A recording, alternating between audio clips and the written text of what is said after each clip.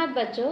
India international school Asansol की online कक्षा में मैं आपका स्वागत करती हूँ। मैं नूरजहान आपकी हिंदी की अध्यापिका इस चैनल के माध्यम से आपको हिंदी की वीडियोस दे रही हूँ। आशा करती हूँ आप मेरे इस चैनल को सब्सक्राइब कीजिएगा ताकि बिना किसी रुकावट के आप मेरे हर नए वीडियो को देख सकें। धन्यवाद। पिछले वीडियो में मैंने आपको वर्ण विचार के बारे में विस्तार पूर्वक समझाया था। वर्ण विचार में मैंने वर्णों के भेद, स्वर और व्यंजन के बारे में आपको बहुत अच्छे से समझाया। संयुक्त व्यंजन, अयोगवाह। आइए हम अगले कक्षा में जो आपका अगला जो पाठ है उसके बारे में जानते हैं। अगला पाठ जो है आपका है शब्द विचार। सबसे पहले शब्द के बारे में हम थोड़ा सा अच्छे से समझते हैं। सबसे पहले मैंने आपको पाठ 1 करवाया था भाषा, यानी भाषा क्या है। हम मन के भावों को एक दूसरे तक पहुंचाने के लिए जिस साधन का हम प्रयोग करते हैं वह भाषा कहलाता है। परंतु भाषा को एक दूसरे तक पहुंचाने के लिए हम लोगों ने हमारी जो आवाज़ें हैं, जो हम वर्णों जो शब्दों को उच्चारित करते हैं उनके लिए कुछ चिन्ह निश्चित किए जिन्हें हम वर्ण कहते हैं। भाषा की जो सबसे छोटी इकाई है वो क्या कहलाती है? वर्ण। हमने वर्ण विचार में वर्णों के बारे में बहुत विस्तार पूर्वक समझा था। अगला जो है जो वर्णों से मिलकर बना वो है मेरा अगला पायदान है भाषा। भाषा जैसे ही शब्द, माफ कीजिएगा, वर्ण के बाद हमारा अगला क्या है? शब्द। शब्द क्या है? जैसे ही शब्द के बारे में किसी से पूछा जाता है तो आमतौर पर लोग यही कहते हैं कि वर्णों का जो समूह है वही शब्द है। एक उदाहरण के द्वारा हम समझते हैं। जैसे यहाँ पे मैं 3 वर्ण लिख रही हूँ, क, म और ला। तो देखिए मैंने यहाँ 3 वर्ण लिखे और 3 वर्णों के जो मेल से मैंने एक शब्द बनाया कमल। फिर से मैं इन्हीं वर्णों का प्रयोग करके और नए शब्द बनाती हूँ, जैसे क, ल, म, कलम। अगला मैंने शब्द क्या बनाया? कलम। चलिए अब फिर से इन्हीं वर्णों का प्रयोग करते हैं, ल, म और क। तो मेरा शब्द क्या बना? नमक। अगला फिर से म, ल, क, मलक। तो आपने देखा यहाँ पे मैंने 3 वर्णों का प्रयोग करके 4 शब्द बनाए।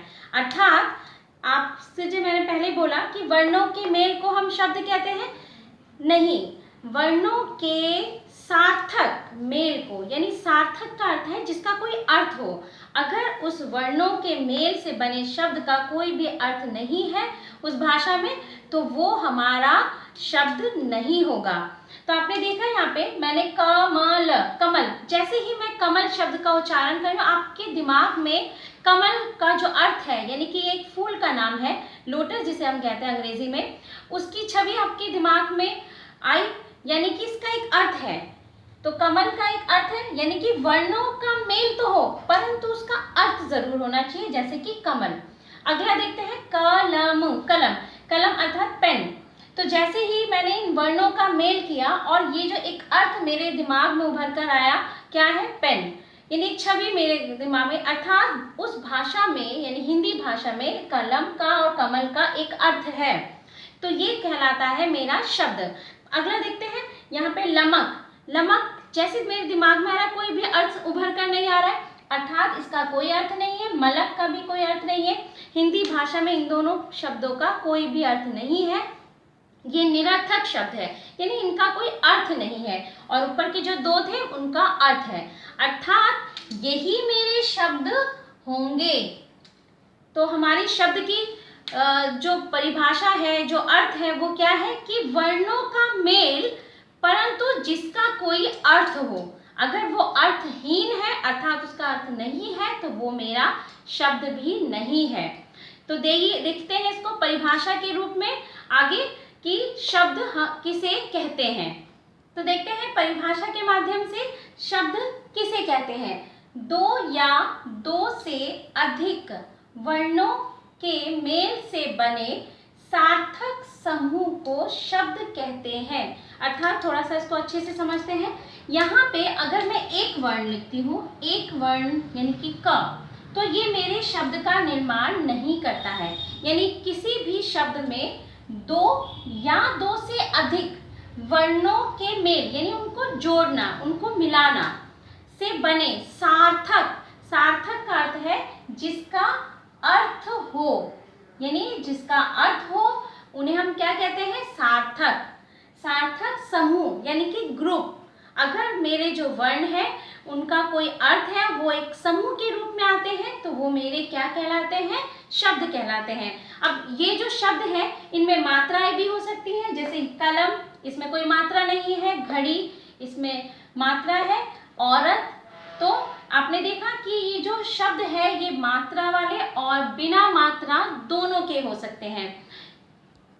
आगे मैं आपको एक चीज़ और बताना चाहती हूँ इसमें, जो कि बहुत ज़रूरी है। कई बार बच्चे इसमें बहुत ही मतलब परेशान रहते हैं, उनके अंतर को समझ नहीं पाते हैं। वो है शब्द और पद। शब्द और पद में अंतर है प्रयोग का, यानी कि जब वर्णों का जो मेल है अगर उसका कोई अर्थ है तो वो शब्द कहलाता है, ये मैंने अभी आपको समझाया। परंतु पद क्या है? जब भी किसी शब्द का किसी वाक्य में प्रयोग होता है, यानी जब शब्दों का प्रयोग वाक्य में होता है उसमें जो हर एक शब्द है वो क्या कहलाता है? हमारा पद। जैसे मैं आपको उदाहरण के द्वारा समझा रही हूँ, वह रोज स्कूल जाता है। तो आपने देखा यहाँ पे इस वाक्य में, वाक्य क्या है? शब्दों का मेल, परंतु उसमें भी उसका सही अर्थ होना चाहिए, उस वाक्य का कोई मीनिंग होना चाहिए, अर्थ होना चाहिए, तभी वो वाक्य कहलाता है। तो आपने देखा वर्णों के जो मेल से जिसका अर्थ हो वो शब्द है, और शब्दों का जो मेल है वो क्या कहलाता है? वाक्य। परंतु सभी में अर्थ का होना बहुत ही आवश्यक है। आगे पद के बारे में समझते हैं। शब्द और पद में सिर्फ प्रयोग का अंतर है। जैसे अगर ये एक शब्द है अलग से, अगर मैं इसको इस तरह से लिखूं तो मेरा ये शब्द कहलाता है, परंतु जैसे मैंने शब्द का प्रयोग इस वाक्य में किया तो ये मेरे क्या कहलाए? पद। यानी इसका एक एक पद है, 1 2 3 4 और 5, यानी इस वाक्य में कितने पद का प्रयोग किया गया है? 5 पदों का। तो आपने देखा पद क्या है? यानी शब्द को जब हम किसी वाक्य में प्रयोग करते हैं तो वो क्या कहलाते हैं? वो हमारे शब्द कहलाते हैं। तो आज हम अब देखते हैं शब्द के भेद। शब्द के 5 भेद होते हैं, इन्हें मैं विस्तार पूर्वक एक एक करके समझाऊंगी। सबसे पहले मैं इनके बारे में थोड़ा सा आपको उल्लेख करती हूँ। अर्थ के आधार पर, वैसे तो पुस्तक में आपको उत्पत्ति के आधार पर ही पहला आपका भेद है, परंतु मैं हमेशा अर्थ के आधार पर भेद को पहले समझा रही हूँ। अर्थ के आधार पर यानी कि वो शब्द जिनका अर्थ होता है और जिनका अर्थ नहीं होता है, यानी जिन्हें हम बोलते हैं सार्थक शब्द और निरर्थक शब्द। अगर जिन शब्दों का अर्थ हो तो वो सार्थक शब्द कहलाते हैं, जिनका अर्थ ना हो वो निरर्थक शब्द कहलाते हैं। परंतु इसके अलावा भी अर्थ के आधार पर जो वर्गीकरण है उसमें 4 चीजें आती हैं, 4 भेद और हैं। पहला है एकार्थी, यानी कि ऐसे शब्द जिनका एक ही अर्थ है, और दूसरा अनेकार्थी, यानी ऐसे शब्द जिनके अनेक अर्थ होते हैं। यानी शब्द तो एक है, यानी उनकी वर्तनी तो एक है, परंतु उनके अर्थ एक से ज्यादा होते हैं। दूसरा है पर्यायवाची शब्द, जिन्हें हम समानार्थी शब्द भी कहते हैं, यानी कि ऐसे शब्द जिनके समान अर्थ वाले अन्य शब्द ही होते हैं, यानी उनका अर्थ तो एक होता है परंतु वो वर्तनी में अलग अलग होते हैं। इसके बाद चौथा है विपरीत अर्थक शब्द, अर्थात विपरीत शब्द, उल्टे शब्द, जिसे हम विलोम शब्द भी कहते हैं। उसके बाद उत्पत्ति के आधार पर, यानी कि जहाँ से वो आया है, स्रोत जिसे हम कहते हैं, उत्पत्ति जहाँ से हुई है। तो शब्द के यहाँ पे मुख्य रूप से 4 भेद यहाँ पे दिए हैं। पहला है तत्सम, तद्भव। तत्सम और तद्भव का जो भेद है वो संस्कृत से संबंधित है, अर्थात अगर हम संस्कृत के शब्दों को ज्यों का त्यों ही हमारी हिंदी भाषा में प्रयोग करते हैं तो वो क्या कहलाते हैं? तत्सम शब्द। परंतु तद्भव क्या है?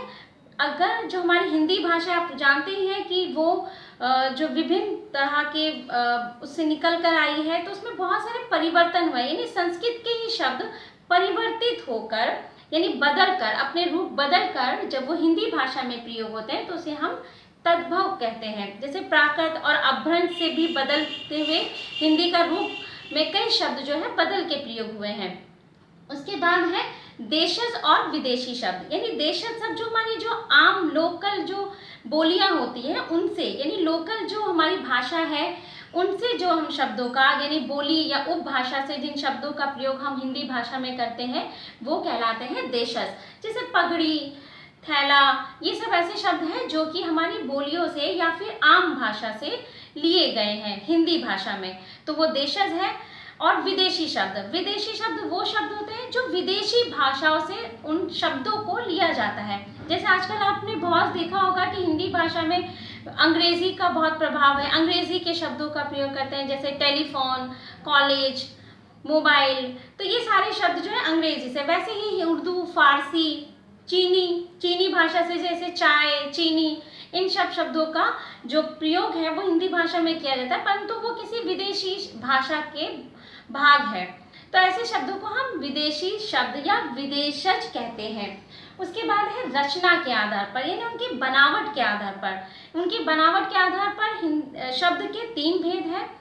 सबसे पहला है आपका, इसको आगे हम चर्चा करेंगे, रूढ़, यौगिक और योग रूढ़।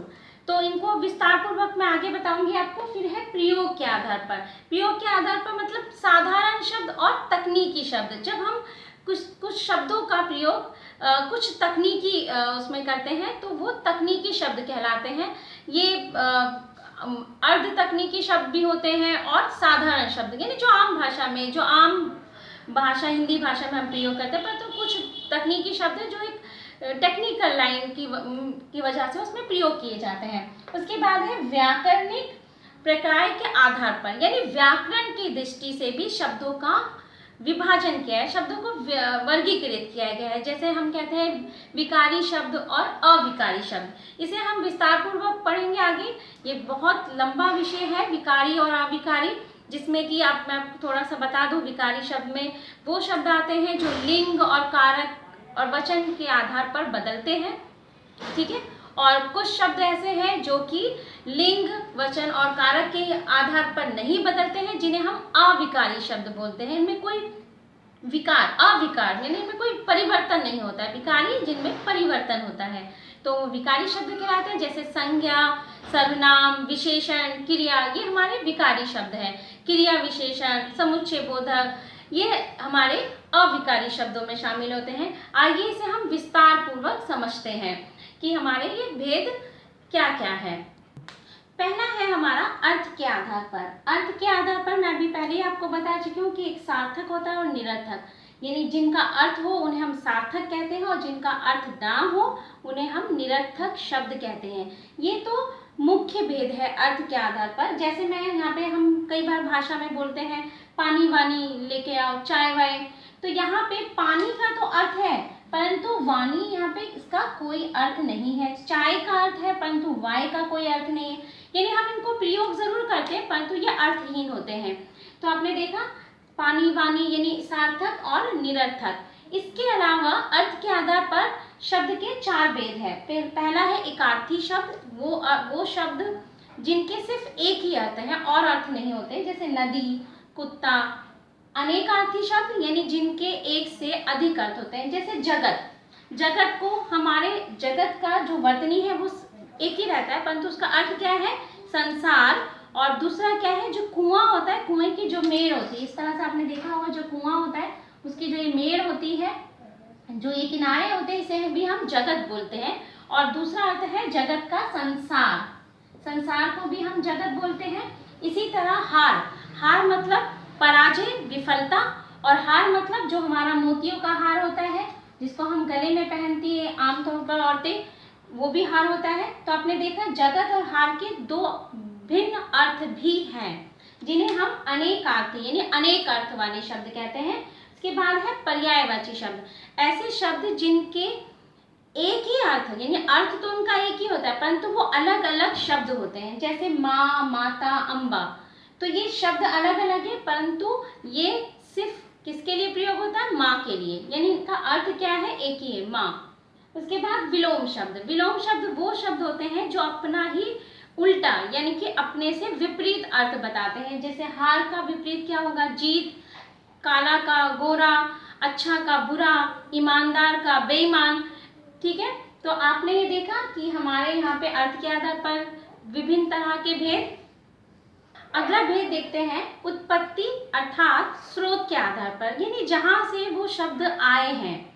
तो जहाँ से वो शब्द आए हैं, सबसे पहले हम उल्लेख कर रहे हैं तत्सम और तद्भव शब्दों का, यानी ऐसे शब्द जो संस्कृत भाषा से या तो ज्यों के त्यों प्रयोग किए जाते हैं या उन्हें बदल कर प्रयोग करते हैं। अगर हम जैसे यहाँ पे शब्द है तत्सम, तत्सम, ये दो शब्दों का जोड़ है तत्सम, यानी उसके समान। इसका अर्थ होता है, शाब्दिक अर्थ है उसके समान, यानी वो शब्द जो संस्कृत भाषा से ज्यों के त्यों, यानी जैसे वो संस्कृत में प्रयोग होते हैं वैसे ही हम हिंदी भाषा में उनका जब प्रयोग करते हैं तो उसे हम कहते हैं तत्सम शब्द। ये बहुत ही परीक्षा की दृष्टि से बहुत ही महत्वपूर्ण है, आप इसको बहुत अच्छे से समझिएगा।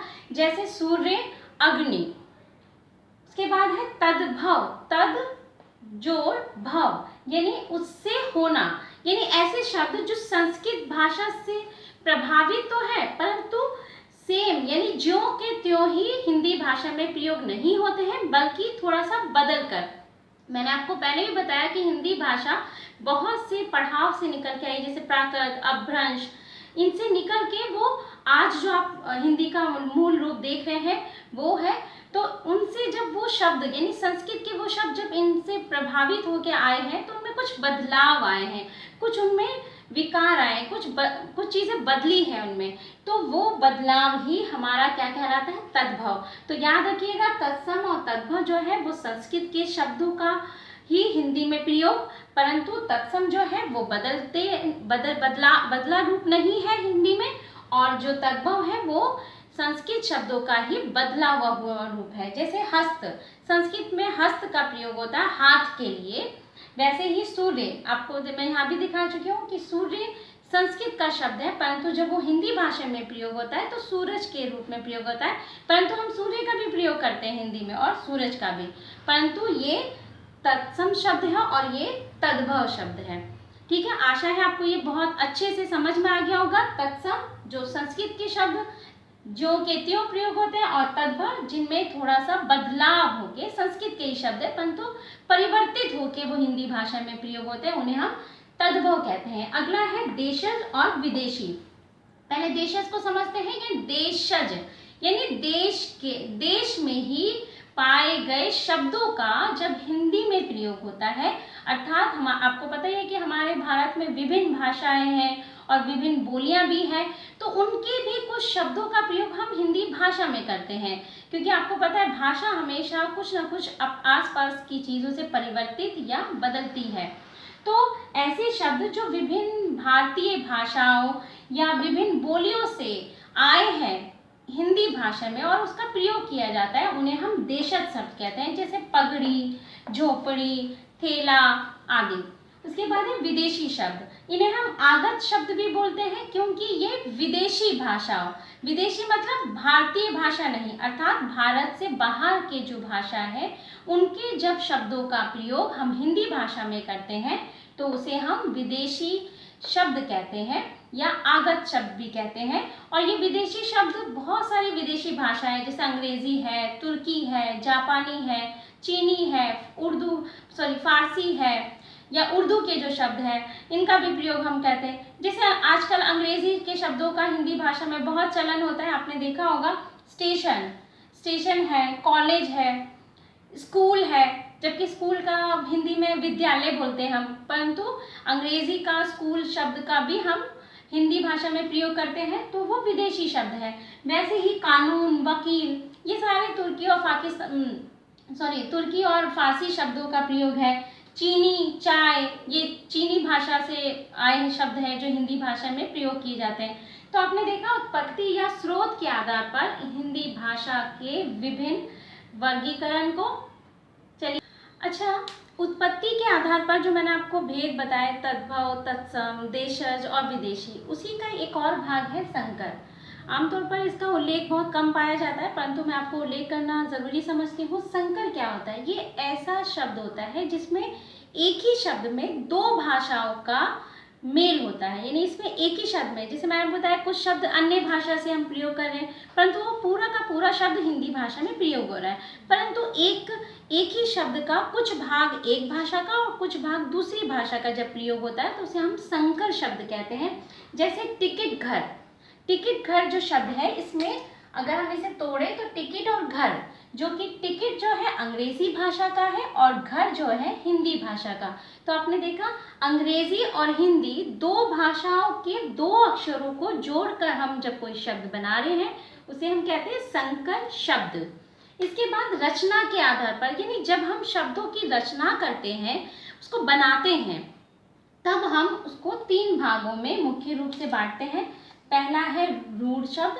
रूढ़ शब्द वो शब्द होते हैं जिसमें सिर्फ एक ही शब्द का प्रयोग होता है और इसका अपना एक अर्थ होता है, यानी इसका कोई विशेष अर्थ, जैसे घर, रोटी, जैसे ही ये शब्द आपके दिमाग में उच्चारित होते हैं तो इसका अर्थ आपके जो चित्र है आपके दिमाग पे आ जाता होगा। यौगिक क्या होते हैं? यौगिक शब्द वो शब्द होते हैं जो दो शब्दों के मेल से बनते हैं, यानी यहाँ देखिए मैंने जो ये पुस्तकालय है यौगिक शब्द का उदाहरण दिया है, पुस्तक जोड़ आले, यानी पुस्तक का आपको पता है पुस्तक मतलब किताब, आले का मतलब होता है घर। तो यहाँ पे पुस्तकालय का क्या अर्थ हुआ कि किताबों को रखने वाला घर या कमरा, यानी ऐसा घर जहाँ पुस्तकें रखी जाती हैं जिन्हें हम कहते हैं पुस्तकालय, इन इंग्लिश लाइब्रेरी। तो यहाँ पे आपने देखा यौगिक, योग करना, दो शब्दों को जोड़ना। रूढ़ शब्द में दो शब्द नहीं होते हैं, सिर्फ एक शब्द होता है, जैसे घर, रोटी, ये एक एक सिंगल अलग अलग एक एक शब्द है। यौगिक में आपके दो शब्द हैं परंतु उनका जो अर्थ है वो एकदम सामान्य अर्थ है। जैसे आप जोड़कर जो अर्थ निकाल रहे हैं, पुस्तक प्लस आलय, पुस्तकालय, यानी पुस्तक को रखने का घर, लाइब्रेरी, जिसे हम संधि के रूप में भी समझते हैं। जब हम दो शब्दों को जस्ट ऐसे जोड़ते हैं, संधि करते हैं, संधि मतलब जोड़ना, दो शब्दों को जोड़ना, उसे हम क्या कहते हैं? यौगिक शब्द। अगला भाग है योग रूढ़ शब्द, यानी आप ध्यान से देखिएगा, योग यानी इसमें जोड़ भी हो रहा है और रूढ़ मतलब इसमें इसका विशेष अर्थ भी है। तो ये कौन से होते हैं कि इनमें भी दो शब्द है परंतु वो जो अर्थ देते हैं वो विशेष अर्थ देते हैं, जिसे हम समास कहते हैं। जैसे दशानन, 10 सिरों वाला व्यक्ति, तो जैसे ही 10 सिरों वाला व्यक्ति का चित्र उभरता है तो हम किसकी कल्पना करते हैं? रावण की। या सभी को ज्ञात है कि रावण के 10 सर थे, इसीलिए उसे हम दशानन कहते हैं। वैसे ही नीलकंठ, नील मतलब नीला, कंठ मतलब गला, यानी जिसका गला नीला है, नीलकंठ। एक अगर इसे जोड़ते हैं तो नीलकंठ, नीलकंठ का यानी नीला गला। तो नीला गला किसका होता है? शिव जी का। जो शिव जी भगवान है, ऐसा मान्यता है कि उनका जो गला है उनका वो नीला होता है क्योंकि उन्होंने विष पान किया था, जिसकी वजह से उनका जो कंठ है वो नीला हो गया था, नील हो गया था विष के पान की वजह से। तो इसलिए शिव जी को हम क्या बोलते हैं? नीलकंठ। यानी आपने देखा यहाँ पे नीलकंठ जो है दो शब्दों का योग तो है परंतु वो एक विशेष यानी शिव जी के लिए प्रयोग किया जाता है, जिसे वो विशेष अर्थ दे रहा है, जिसे इसलिए हम इसे क्या बोलते हैं? योग रूढ़ शब्द। जैसे जलज, जल ज यानी जल में रहने वाला, और आपको पता है जल में कौन सा पुष्प है जो हमेशा जल में रहता है? वो है कमल। तो यहाँ पे किसका उल्लेख किया गया है? कमल का। तो जब भी जला जाएगा तो हम कमल, तो जब भी हम जलज बोलेंगे, जलज मतलब जल में रहने वाला, वो कौन है? कमल। तो हम जलज का पर्यायवाची शब्द में भी लिखते हैं कमल। तो आपने देखा यहाँ पे कि हमने यहाँ पे रचना के आधार पर तीन भेद है, रूढ़, यौगिक और योग रूढ़। चलिए देखते हैं हमारा चौथा भेद, प्रयोग के आधार पर, कि बहुत आसान है। इसमें मुख्य रूप से दो भेद है, सामान्य शब्द और तकनीकी शब्द। यानी वे शब्द जो हमारे सामान्य कार्यक्रम में या सामान्य काम में प्रयोग होते हैं उन्हें हम सामान्य शब्द कहते हैं, और तकनीकी शब्द जो विशेष किसी तकनीकी में जिन शब्दों का हम प्रयोग करते हैं उन्हें हम तकनीकी शब्द कहते हैं। जैसे आपने देखा होगा कंप्यूटर में बहुत सारे ऐसे शब्द हैं हिंदी भाषा में जो कंप्यूटर के लिए प्रयोग किए जाते हैं, कंप्यूटर को समझाने के लिए उसके विस्तार रूप में उसका प्रयोग किया जाता है, जिन्हें हम तकनीकी शब्द कहते हैं। तो ये बहुत ही आसान है, बस इसके दो ही भेद है, सामान्य और तकनीकी शब्द। आइए देखते हैं हमारा पांचवा और आखिरी भेद। व्याकरणिक प्रकार के आधार पर, अर्थात व्याकरण की दृष्टि से भी शब्द के कुछ भेद है। और ये भेद क्या है, इसको समझने से पहले हम पहले ये समझेंगे कि जो व्याकरण है, यानी हिंदी भाषा की जो व्याकरण है, उसमें शब्द के मुख्य दो प्रकार है, विकारी और अविकारी। जैसे आपको शब्द से ही पता चला, विकार यानी जिनमें लिंग, वचन और कारक के द्वारा कुछ विकार उत्पन्न हो यानी कुछ परिवर्तन हो उनमें। अगर हमारे हिंदी भाषा के कुछ शब्द लिंग के आधार पर, वचन के आधार पर और कारक के आधार पर परिवर्तित होते हैं तो उसे हम कहेंगे विकारी शब्द, जो कि 4 प्रकार के हिंदी भाषा में: संज्ञा, सर्वनाम, विशेषण और क्रिया। संज्ञा जैसे किसी भी व्यक्ति का नाम, वो संज्ञा है। सर्वनाम संज्ञा के स्थान पर जिन शब्दों का हम प्रयोग करते हैं उन्हें हम सर्वनाम कहते हैं। विशेषण संज्ञा और सर्वनाम की ऐसे शब्द जो विशेषता बताते हैं, गुण दोष बताते हैं, उन्हें विशेषण कहते हैं। और क्रिया मतलब काम, यानी जो भी हमारी क्रिया है, जो हम क्रिया करते हैं किसी वाक्य में, जैसे रोना, हंसना, वो हमारा क्या है, क्रिया। यानी किसी भी जो शब्द हमारे काम को बताता है उसे हम क्रिया कहते हैं। तो आपने देखा कि लिंग के आधार पर, जैसे मैं एक उदाहरण के द्वारा समझा रही हूँ कि जैसे राम खाना खाता है, तो यहाँ पे मैंने संज्ञा जो मेरा राम है, और अगर मैं उसे परिवर्तित कर दूँ, राम की जगह पे मैं उधर राधा कर दूँ कि राधा, तो वहाँ पे मैं क्या परिवर्तन करूँगी, राम खाना खाता है और राधा खाना खाती है। तो आपने देखा मेरे यहाँ पे जो क्रिया है वो परिवर्तित हो गया। यानी संज्ञा में लिंग के आधार पर, जैसे मैंने राम की जगह पे राधा का प्रयोग किया, यानी लिंग यानी पुरुषवाचक जो पुरुष था, पुल्लिंग था, उसकी जगह मैंने स्त्रीलिंग का प्रयोग किया, तो मेरा ये संज्ञा में परिवर्तन आया और वो मेरा क्रिया को परिवर्तित कर देता है। वैसे ही वचन के आधार पर लड़का खेल रहा है और लड़के खेल रहे हैं, तो आपने देखा कि वचन के आधार पर भी इन सब में परिवर्तन होता है। वैसे ही कारक के आधार पर जब मेरा लिंग, वचन और कारक के अनुसार परिवर्तन होता है तो उसे हम क्या कहते हैं, विकारी शब्द। और अविकारी जैसे कि शब्द के शाब्दिक जो उसका अर्थ है उसी से पता चला, अविकार यानी जिसमें कोई विकार ना हो, जिसमें कोई परिवर्तन ना हो। किसके आधार पर, लिंग, वचन और कारक के आधार पर। जैसे इसमें मेरे 4 भेद है मुख्य रूप से। क्रिया विशेषण यानी क्रिया की जो विशेषता बताता है, संबंध बोधक यानी जो हमारे उसमें संबंध स्थापित करता है संज्ञा सर्वनाम शब्दों का वाक्य के अन्य शब्दों के साथ। समुच्चय बोधक यानी कि जो हमारे 2 वाक्यों को जोड़ने का काम करता है उसे हम समुच्चय बोधक। और विस्मयादि बोधक यानी जो हमारे मन के भाव है, जैसे घृणा, खुशी, दुख, ऐसे शब्द जो हमें उन भावनाओं को बताते हैं, प्रदर्शित करते हैं, तो वो कहलाता है मेरा अविकारी। अब इनमें लिंग, वचन और कारक के आधार पर इन शब्दों में परिवर्तन नहीं होता है, इसलिए हम इन्हें अविकारी बोलते हैं। जैसे धीरे, जैसे वह धीरे धीरे चलता है, या मैं इसमें परिवर्तित कर दूं, लिंग परिवर्तन कर दूं, वह धीरे धीरे चलती है, तो मेरा जो धीरे शब्द है उसमें कोई परिवर्तन नहीं है, चाहे मैं वो स्त्रीलिंग के लिए प्रयोग करूं या पुल्लिंग के लिए।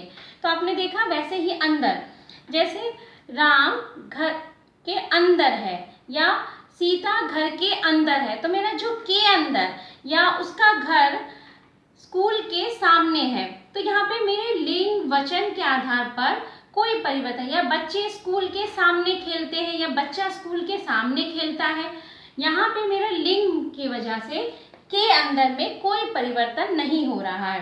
फिर है मेरा समुच्चय बोधक, यदि और, तो ये मेरा वाक्य जो है कि वह मैंने उसका मित्र और वह दोनों बाजार गए, तो ये मेरा समुच्चय बोधक है। फिर है विस्मयादि बोधक, वह, देखिए ये विस्मयादि बोधक चिन्ह भी है यहाँ पर, तो वह कितना सुंदर घर है, तो ये मेरा अविकारी शब्द हुए। तो आपने देखा हमारा जो शब्द के विभिन्न भाग और उनके अंदर का वर्गीकरण।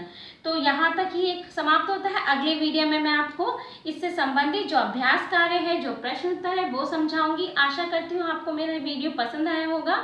स्टे सेफ, अच्छे से रहिएगा और मेरे पढ़ाए हुए हर वीडियो को बार बार चलाकर देखिएगा वो सही है नहीं। धन्यवाद।